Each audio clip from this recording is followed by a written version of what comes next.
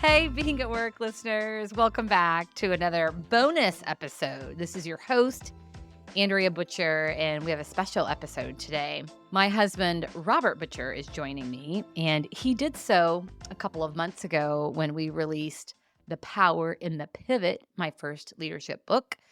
And he's doing so again today because I just released another book called Human Resources Kit for Dummies, published by Wiley. And it was an experience. Lots of leadership lessons learned. And he said, why not come back on the show and talk about the experience like we did with the other book? So, Robert, welcome to the show. Hey, Andrea, thank you.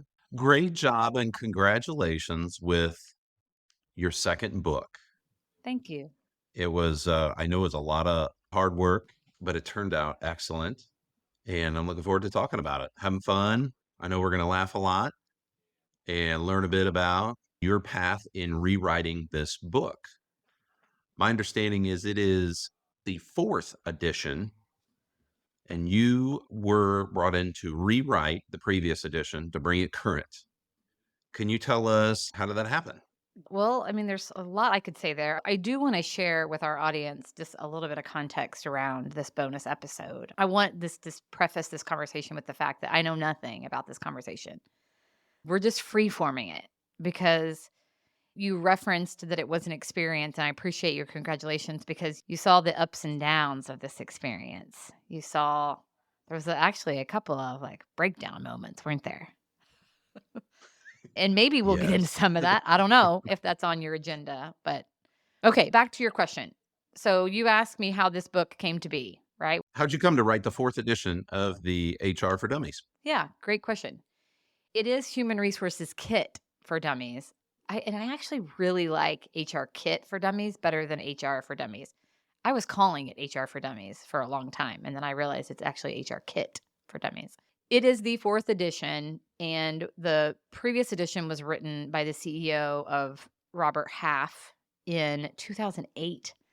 And so Wiley, who's the publisher of the Dummies series, had been for the last couple of years in the recognition that that's really outdated, had been looking for a potential author. The CEO of Robert Half is retired. He didn't have any interest in the fourth edition. And so Wiley found me through LinkedIn. And because we have HRD, the business that I lead, has a relationship with Wiley, there were also some connections through that. And so they reached out. I had an interview with them. I actually had to do a writing sample for them, and I was selected to author this fourth edition. Oh, that's awesome. Does Wiley also publish the Leadership Challenge? They do. Yes. Oh, okay. All right. And the 5 behaviors of a cohesive team and everything disc. So yeah, we are a global training partner with Wiley. Okay. Cool connection. Give us a high level view of what it took to rewrite and bring the third edition current to the fourth edition. Yeah, I mean it was a process. And it was on the heels of my writing The Power in the Pivot, which was more like Andrea's heart, stream of consciousness, pulling together some stories from the podcast. So I was free to write whatever with The Power and the Pivot. And this book, it's significant. It's 376 pages is this book. And I was just looking at how many chapters, like 20 some chapters. And it really is a snapshot of the entire world of the human resources function, which is significant. So fortunately, the editorial team at Wiley has an incredible process that they took me through. They had all of the resources from the previous version. We had lots of conversations about the spirit of the book, and one of the primary editors encouraged me the entire time. Andrea, it's just like you're sitting down for a cup of coffee with a friend, talking about what's happening in human resources. Like that's the dummies aspect of it. It's the basics. And so, with that in mind, it was really chapter by chapter. I created a schedule and knew that we were releasing in mid-March. And so, worked backwards from there, building a schedule to get it all accomplished. And shit, it was hard. But, it's like one small win time after time, and eventually all of the chapters were completed. Yeah. You mentioned it's 370 pages and they are dense pages. I gotta say, I mean, you leaf through this and not many pictures, not many blank pages. Not many graphs or charts. That had to take a lot of work. What are some tips and tricks? I know you just mentioned, hey, small wins along the way, and your publisher led you along, but any other tips and tricks for somebody that's endeavoring with a rewrite? I think collaboration was key.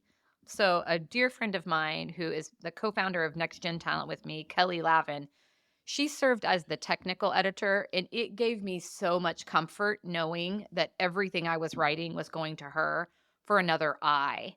My background, and I say right away in the acknowledgments, like experience in human resources has primarily been from an employee development perspective. I've spent most of my career focusing on the performance side of HR, the developing the potential within the workforce. And a huge portion of the book is that, but there's a lot around like the legal complexities, navigating the regulatory environment, compensation and benefits that I don't have experience in or deep experience in.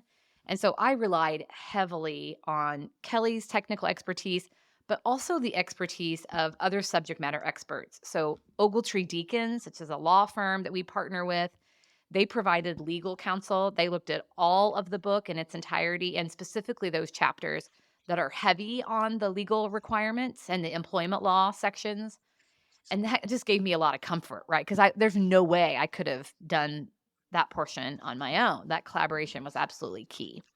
You've got great people around you. It's a great testament to those relationships and how this all came together and those that chipped in. Well, and even my friend Rhonda McClurg, who leads HR or leads talent acquisition at a company called IA, I reached out to her. Hey, as I'm rewriting this section on recruiting and sourcing, I just would love to get your thoughts. And so she and I went and had a beer and talked over my thoughts, and she really added to it. And same thing with compensation. Megan Nail at NFP provided expertise on compensation. Thomas Mackey provided expertise around the benefits portion. So I'm so grateful that I've got a tribe I can reach out to and say, "Hey, I've got a foundation, fill in the gaps here and help me make this stronger." And that's what they did.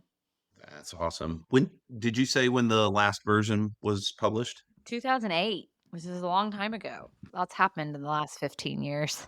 Well, yeah, let's go there. What are some notable additions or changes that you incorporated into this new edition?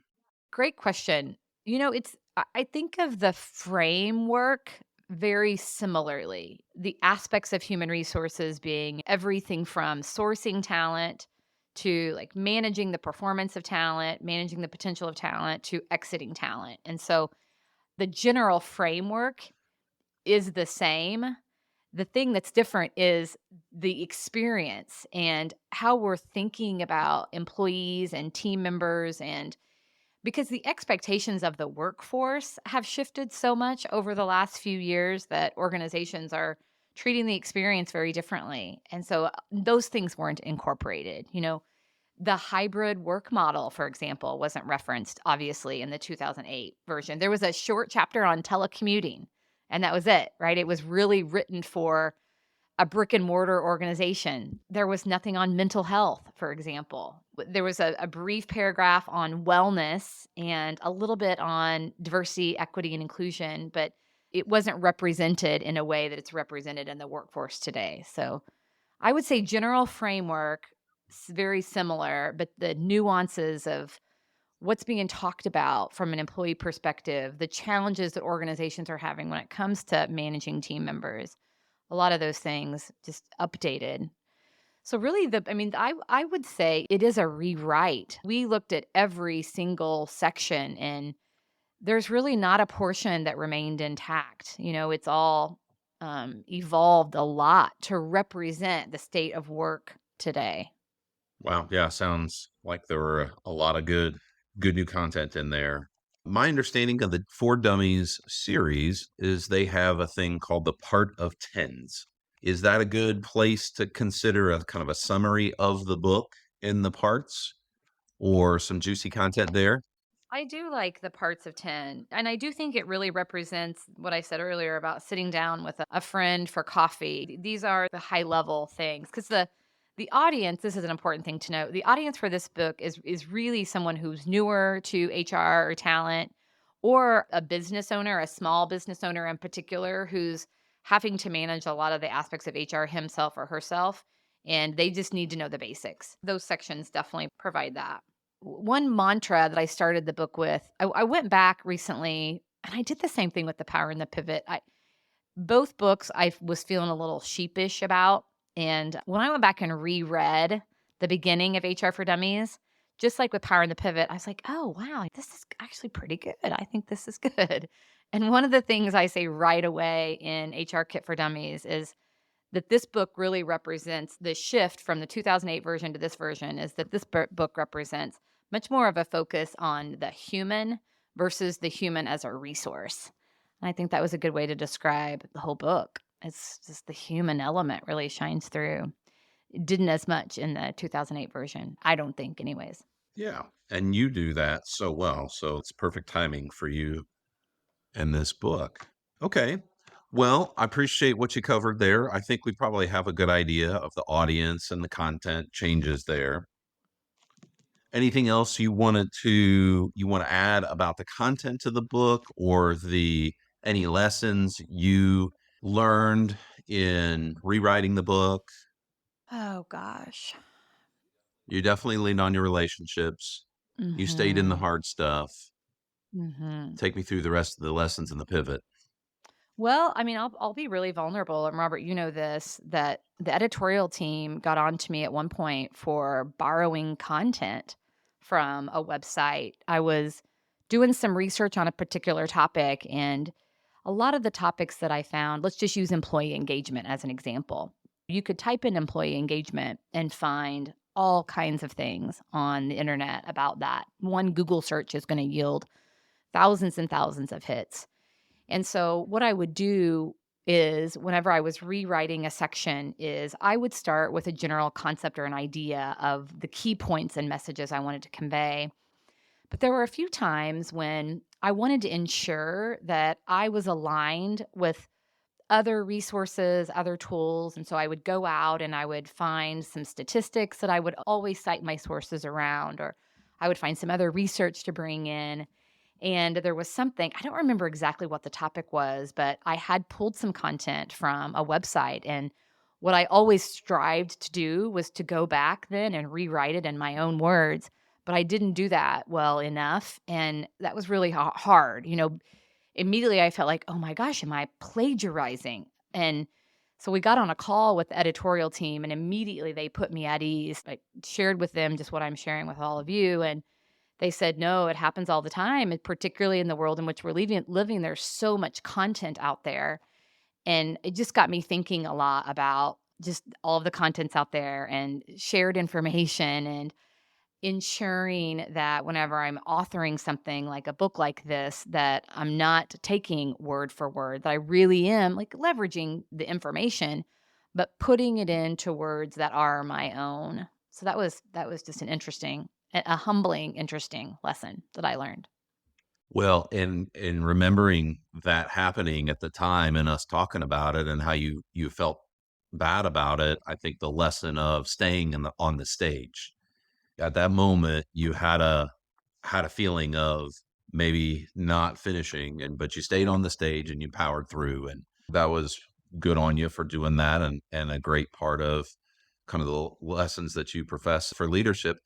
And I gotta say too, the going big picture, although not clearly in the book, you might make a tie, but I think the listeners should know that for a while you've had a vision and poured into a vision of being a multiple published author. And that has been a vision of yours for many years since I've known you, or shortly after at least. And the way this came together in those relationships, that's a very interesting thing about you and this process. And it kind of just happened, but not after years of you visioning and affirming that this was going to happen, having some doubts at times, but it did happen. And so, again, congratulations on sticking with that vision and staying on the stage and leveraging your relationships. It's so cool.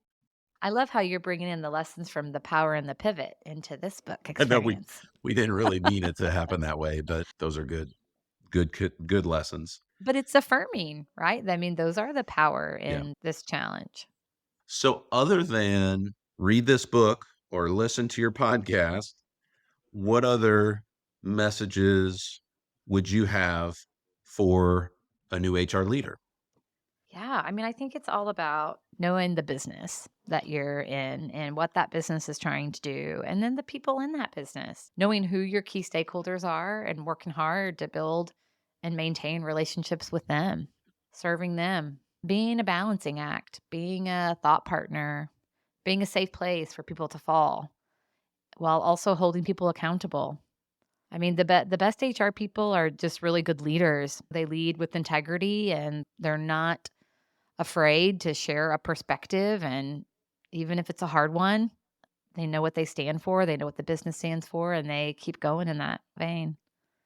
You said that in you know the business. I think, gosh, that's a great chapter to start with. And I think it does, or in the part of tens, that's one of the main first points. And gosh, the credibility of an HR leader to know the business. Some of these businesses that HR professionals are with are pretty complicated or Right. maybe very different than what they come from. So yeah, that's a great lesson. Okay. What could you tell the listeners is next on the horizon for you?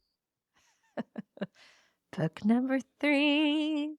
I'm really excited about another book in the Being at Work series. The Power and the Pivot was all about the first year of stories that we collected. And there have been over 100 stories we've collected since then. So there's some stories that I really want to pull from. And I have this idea for the next book in the Being at Work series being all about the power in the story. There's so many leaders after being a guest who have said to me, "Thank you so much for the opportunity to share my story." And even many who have said to me, "It was really healing. It was an important part of my journey." So there's something in there. So I would really want to encourage HR leaders to tell their story, to know their story, to name it, to be courageous enough and vulnerable enough to talk about it. There's so much goodness in that. So there's something in that that's coming. Awesome. Sounds great. And, I'll always support that, especially on a riding, surfing retreat weekend. Where? Puerto Rico. There we go. It sounds like we got to get that started in Puerto Rico. Okay, hun. I've been excited about this moment. We're going to play a little game, Okay. kind of like two truths and a lie, except we're going to call it two dummies and an idiot. So the Four Dummies series is amazing. And I just want to say to the listeners, if you're starting something new or you're stuck on something that's not going well, you might Google up if there's a Four Dummies book on that subject matter. So what we're going to do is I'm going to ask you 5 rounds and I'm going to give you 2 that are real Four Dummies books and one that is not. And you have to try to guess which one is the idiot. There's not a Four Dummies book. Now, wait a second. There is a For Idiots series. No, that we're not, I don't know about all that. I'm Okay. talking about Four All right. Dummies. So Clearly, this has nothing to do with the Idiot series. This is just if it's a For no, we're Dummies or talking not. Four All Dummies. right. I Yeah. just want to make sure I understood the rules before I engage in the game. Yes. And no Googling. I want to see your I'm fingers. not I Googling. don't want no typing while I'm You asking. know how competitive I am. You know how much I I love games. So bring it. I know. I'm ready. But first we have to decide on a wager. Oh, So if you get 3 out of 5, what do you win? And conversely, if you don't get 3 out of 5, what do you lose? I think it should be the same thing, but you get to pick. I want to go to Puerto Rico. Oh, Puerto Rico. Oh, gosh. Why did I mean, I take it back? no, Okay. you said I get to All right. All choose. right. All right. All right. All right. So if I get 3 out of 5, we're going to Puerto Rico? We are. Okay. Okay. Are you ready? Yeah, I'm ready. Okay. Again, 2 dummies and an idiot. You tell me which one is not a book in the Four Dummies series, Okay, The ready. Idiot. Public Speaking for Dummies, Okay. Surfing for Dummies, or Sudoku for Dummies? I bet there's not a public speaking for dummies. No, there is. Shit. No, there is not a surfing for dummies. So Oh, hopefully the For Dummies folks are listening, and I know a guy. dang it. All right. Well, I'm down one. Okay, come Okay. on. Okay. That was a tough one. These will get a little easier. Self-publishing for dummies, Old Tractors and the Men Who Love Them for dummies, or Running for dummies. Surely it's Old Tractors and the Men Who Love Them for dummies. Yeah. Yes. Yes. I'm so glad. That is a title of a book, Okay. minus the For Dummies. Okay, good. Okay. All right. So I got one. I just need two more. Here we go. So you have 1 out of 2. Bernie Doodles for dummies, tennis for dummies, or the Bible for dummies. Definitely there is not a Bernedoodles for dummies. Ah, good one.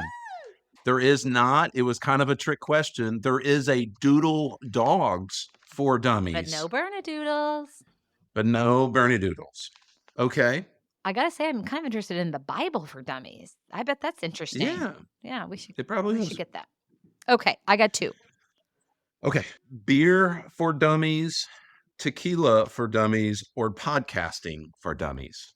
Oh gosh, Oh, I know. I bet there's not a podcasting for dummies because it's so new. Sorry, Shit, honey. is it beer? There is a beer for dummies. There's a There's podcasting no for dummies. tequila. There's no tequila for dummies. Gosh. There is a whiskey and spirits for dummies, but no tequila for dummies. Sorry, I'm cursing. This is bringing out the cursing in me. Golly. Well, on that note, let's just go. Okay, there's curse words for dummies, sailing for dummies, or our son's favorite, Minecraft for dummies. It's got to be cursing for dummies because you wove that in. You got it. You're right. We're going to Puerto Rico. Yeah, we are. How about? But Robert, I feel we'll like have you to, made that so easy for me because clearly you weren't going to say cursing for dummies. Actually, I had that as an option. That was one of my go-tos on the fakes. Oh, there you go. Well, see, that played out really well for me. But I just want to say again, there's 339 different books in the For Dummies series. Something for everybody. It's amazing. That's all I had. Congratulations. I did not think we were going to be wagering Puerto Rico, but I think we were kind of planning to go there anyways. And yeah, so we'll have to podcast about that next. Robert, Wiley is going to love this podcast because we have really highlighted the For Dummies series. It's a cool concept, isn't it? It's a really cool concept. So I'm so grateful to have been a part of it. Honey, congratulations. I'm so proud of you. Oh, thank you. It's exciting. Thanks for being such a great support through all of it because you saw me at some low points, as you referenced, and you saw me at some high points as well. I'm grateful for the opportunity, and I'm grateful for this time for us to share leadership lessons. One of the things we talk about a lot is the way in which you do anything teaches you a lot about how you do everything. And so I definitely learned a lot about myself through this experience and the reminder that, of course, things are going to be hard at times, and you go back to your why, you go back to your values, and you keep going. And small win after small win, eventually it gets done. Thank you for joining us for this episode. Please subscribe wherever you listen to your podcast to never miss a Being at Work story.